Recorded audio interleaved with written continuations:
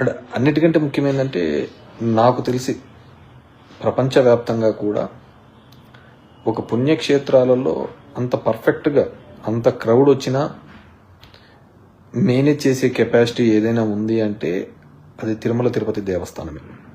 అన్నిటికంటే ఏంటంటే couple of points మనం అందరం చేసుకోవాల్సింది.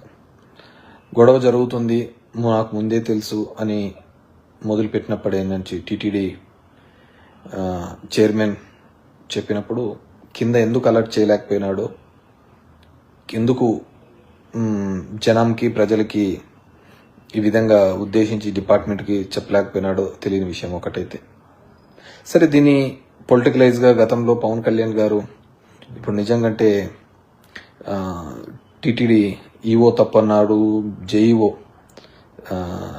వెంకన్న చౌదరి, శ్యామరావుకు అయితే నేనున్నంత వరకు అయితే హీస్ గుడ్ ఆఫీసరే.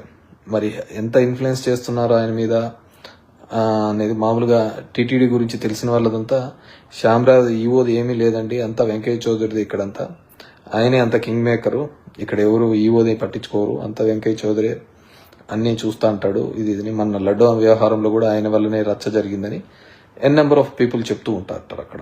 సో మనకు తెలిసి కూడా ఇంతకుముందు మురళీమోహన్ అన్నట్టు మా వెంకయ్య చౌదరి పైన ఉన్నాడు, కొండపైన ఉన్నట్టు, ఇప్పుడు వెంకయ్య చౌదరి వల్లనే జరిగిందా, ఏం జరిగిందా అనేది చూడాల్సింది. మరి వాళ్ళ మీద అంతా చర్యలు తీసుకుంటారో పవన్ కళ్యాణ్.